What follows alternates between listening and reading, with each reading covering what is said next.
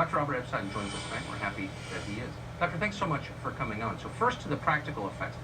What do you think big tech's interference will do to the election results?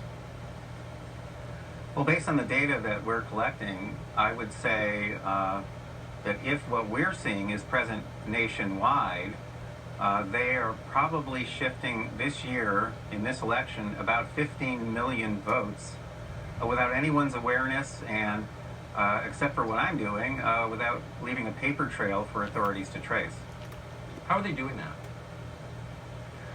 They're doing it with bias in search results, which basically no one can see. It would be very tough to see.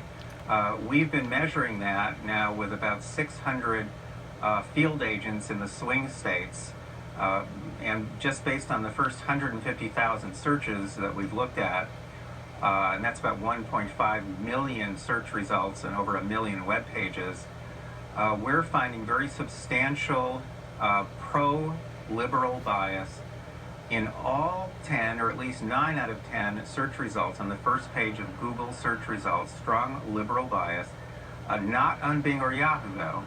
And we're seeing that bias in every single demographic group. In fact, in one report we generated recently, we saw more liberal bias in Google content going to conservatives than going to liberals. Well, interesting. So that is the definition of propaganda. They're tailoring information to change the views of people in a very targeted way. Now, it's obviously immoral. It's election interference. Is it legal? I mean, we have campaign finance laws, don't we? Well, you know, there are no specific laws or regulations in place stopping a company from, like Google, from doing something like this. In fact, the courts have basically over and over again said they can exercise their free speech rights and show people anything they want to show people. But yes, indeed, you could look at this as an extreme violation of campaign finance laws. In effect, they're making huge in-kind donations, huge, to one party or one candidate. Now, it doesn't cost them a dime, but that's not the issue. The issue is, what would it cost you to do it, or what would it cost me to do it? And we're talking tens of millions of dollars at least. One of the reasons this is so corrosive is because it's so difficult to measure. It makes everybody paranoid and distrustful and undermines confidence in the system because you can't see it, as you said. How do we measure this? How do we prevent a replay of this? Not just to stop helping Democrats, not for partisan reasons, but for the sake of our collective confidence in our system.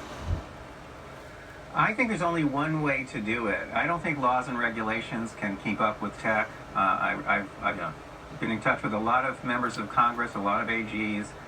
They're all very frustrated. I think we do it with monitoring systems, with large-scale Nielsen-type monitoring systems. As I say, we have more than 600 field agents this year in the swing states. We'll probably have 700 or 800 by the election day. And what happens in that case is, with their permission, we're using software to look over their shoulders and see what these tech companies, Google, Bing, Yahoo, Facebook, and more, see what these tech companies are showing them. Real people, they have to be real people, Republicans, Democrats, Independents, and we aggregate that data and we look for shenanigans, we look for targeted messages, we look for bias, and we're doing it on a massive scale and we're preserving that information. I think that's how you defend democracy.